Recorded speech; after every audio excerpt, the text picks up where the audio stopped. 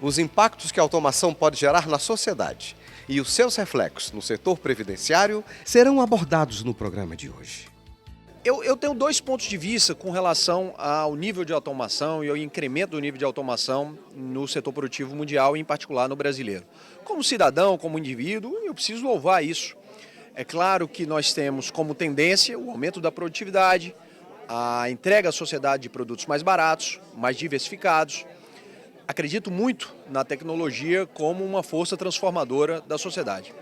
Por outro lado, na condição de presidente do INSS, eu não posso deixar de expressar a minha preocupação com a substituição dos seres humanos pelas máquinas, porque a principal fonte de financiamento do sistema previdenciário é a relação entre empregador e empregado. E eu penso que a partir de discussões como essa, de fóruns de discussão como essa, nós possamos encontrar um ponto de equilíbrio. O ciclo de conferências do INSS e o segundo seminário Aliança Saúde e Competitividade reuniu instituições públicas como o Instituto Nacional do Seguro Social, Federação dos Trabalhadores, Ministério Público do Trabalho, Superintendência do Trabalho e Emprego e o Tribunal Regional do Trabalho em Santa Catarina. Bom, o evento é muito importante. Temos a participação do presidente do INSS, juiz do trabalho representando o Tribunal Regional do Trabalho de Santa Catarina, mas temos também a representação e participação dos trabalhadores. Tudo o que temos feito na Fiesc, no sistema Fiesc, unindo SESI e SENAI, sempre conta com a participação dos trabalhadores.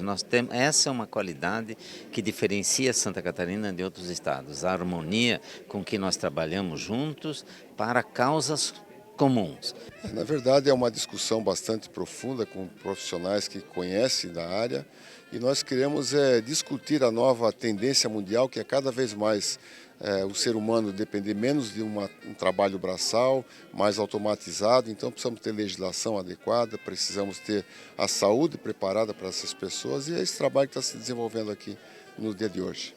É muito importante que um órgão tão respeitado quanto a Federação das Indústrias de Santa Catarina possa promover um debate dessa magnitude. Para nós que fazemos o INSS e sabemos que essa é uma das primeiras oportunidades onde podemos dialogar com outras forças da sociedade civil organizada sobre esse tema, é uma oportunidade absolutamente rica.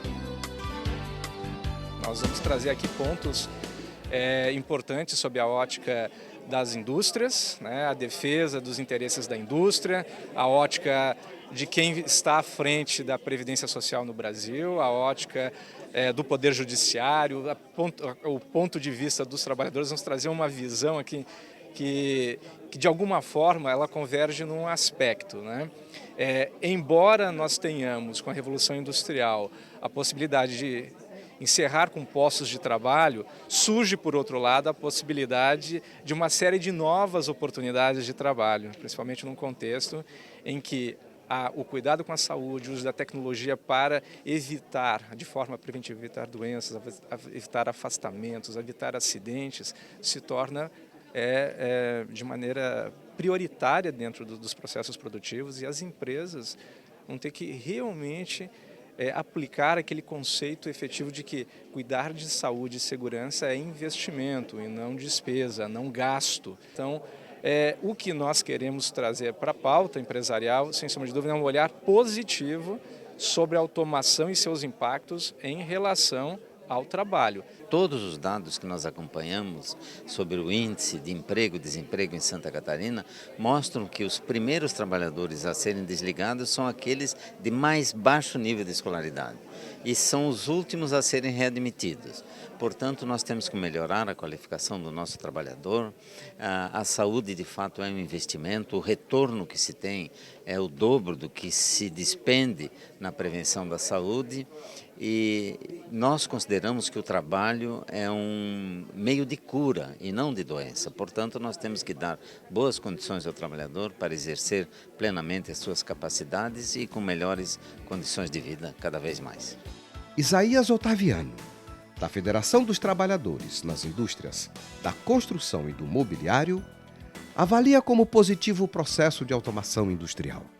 A avaliação que a gente faz é uma avaliação positiva essa questão da automação, porque a questão do trabalho no Brasil ela tem que evoluir. E se evolui através de modernização, e a questão da automação vem para modernizar o trabalho, de modo geral. Haja vista que os trabalhadores têm que ser treinados, qualificados e passar por um processo de reciclagem para trabalhar nessas novas máquinas que estão chegando no mercado nos dias atuais. Mas a gente avalia como positiva, tendo em vista o grande número de acidentes de trabalho que a gente vê, os trabalhadores sofrendo com esses equipamentos ultrapassados que a gente tinha e que a gente tem hoje no mercado. A gente vê com muito bons olhos essa questão da automação, e somente com a ressalva que eu entendo que teria que qualificar os trabalhadores para trabalhar nessa questão, e evento como esse, e o interesse da Fiesc com relação a esse tema é de bastante importância, porque parte dos patrões é a preocupação com essa questão da automação. A quarta revolução industrial promete transformar as empresas em organizações digitais e, por conseguinte, exigirá um capital intelectual com competências especializadas. E nesse contexto, a palavra de ordem é capacitação. A palavra-chave é capacitação. Capacitação de quem? Capacitação do empregado para operar a máquina, para que ele possa desenvolver outras profissões que hoje até nem existem, mas que vão existir por conta, por exemplo, da automação. Capacitação da empresa, investir no ambiente de trabalho, ela tem que investir nas máquinas, tem que investir na prevenção, na saúde, na segurança, para gerar um meio ambiente de trabalho seguro, para que essa atividade se desenvolva em sua plenitude. E a capacitação do juiz, por exemplo, quando for julgar uma ação dessa, em que se discuta, por exemplo, determinados aspectos da automação. Eu trabalhava mais dentro da empresa, mais fora da empresa, porque a minha atividade era essa ou aquela atividade. Então, se o juiz não souber, por exemplo, como funciona um processo de automação, as várias etapas dele, se, por exemplo, dentro daquela atividade, o empregado trabalha mais dentro da empresa ou ele faz uma atividade externa em casa, por exemplo, como home office, como, por exemplo, uma supervisão de um processo eletrônico, que pode ser remoto, como se diz no jargão da área, ou seja, você não precisa estar exatamente no local onde está acontecendo a atividade, você pode estar até em casa, mas você vai fazer a supervisão desse processo econômico. Isso aí é um conhecimento novo, inclusive para o juiz, por exemplo, do trabalho.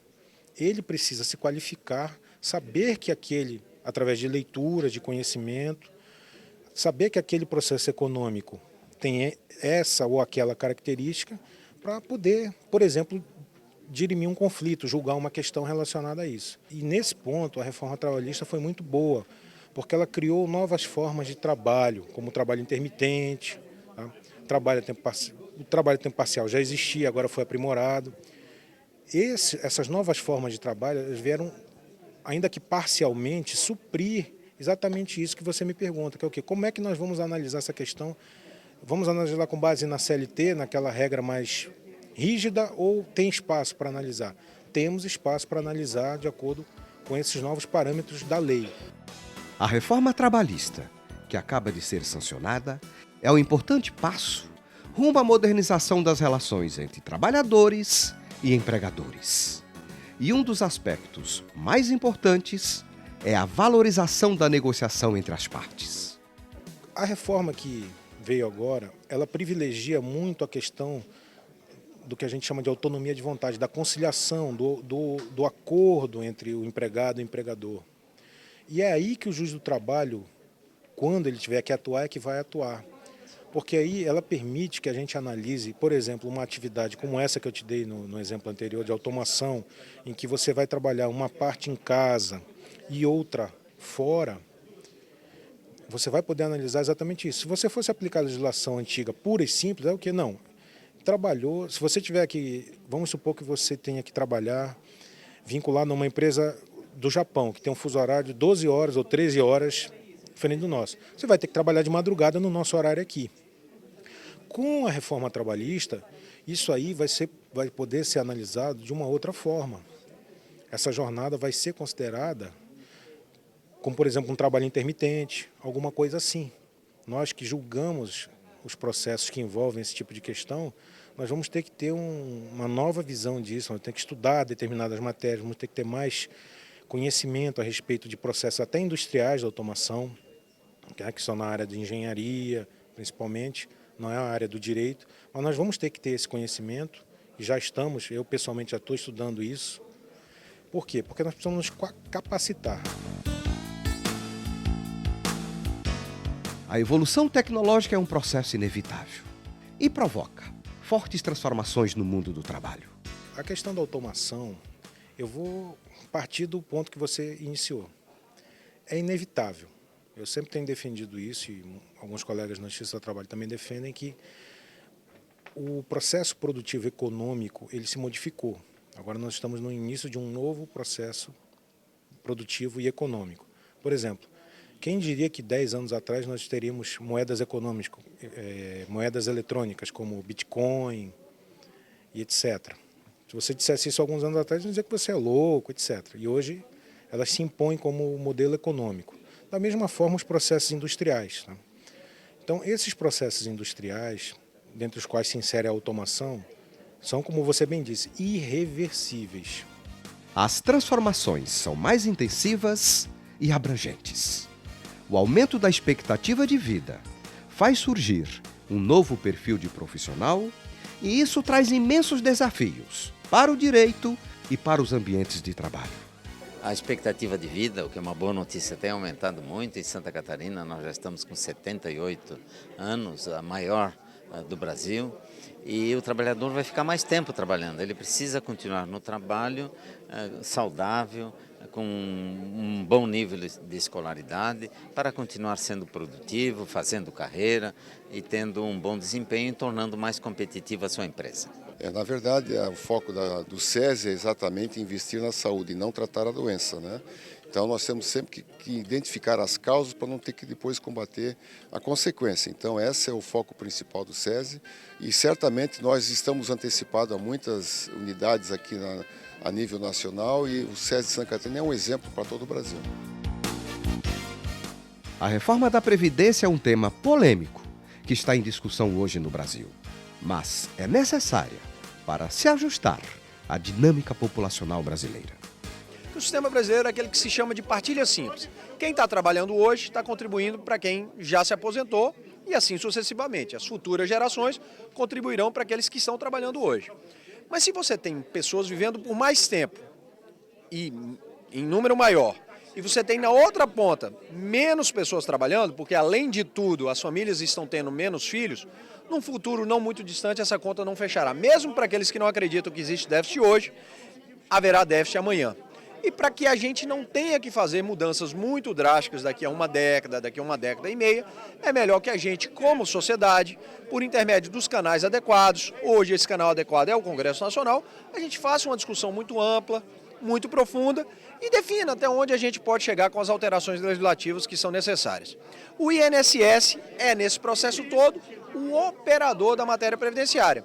Então a gente não formula a legislação, a gente não formula, por exemplo, a proposta de reforma da Previdência, muito embora eu, repito, considere que ela é absolutamente indispensável, nós estamos na operação. Aquilo que a sociedade definir, aquilo que o Congresso brasileiro disser, aquilo que o Poder Executivo sancionar, o INSS vai cumprir. O presidente do INSS também falou sobre a dimensão e a importância da instituição para a sociedade brasileira. O INSS é o órgão que talvez seja a maior interface entre o Estado e a cidadania brasileira. Nós pagamos hoje benefícios a 33 milhões e 700 mil brasileiros.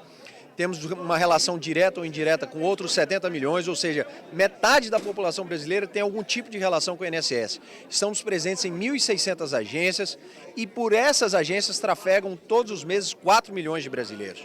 É necessário que nós estejamos num processo de constante aprimoramento. Olha, eu acho que nós estamos vivendo o momento adequado para fazer essa discussão. Há duas questões que precisam ser levadas em consideração. Há sim uma discrepância muito grande entre aquilo que recebem os aposentados do funcionalismo público, em média, e aquilo que recebem os aposentados do regime geral da Previdência. Por outro lado, há que se considerar que as contribuições dos funcionários públicos também foram muito maiores. As contribuições não param naquele teto que hoje é de cerca de 500 e poucos reais que todos os demais trabalhadores, os seletistas, têm para a sua contribuição. Então a gente não pode desconhecer a realidade do passado, a realidade pela qual essas pessoas contribuíram, mas também não podemos desconhecer que é o momento de haver uma convergência.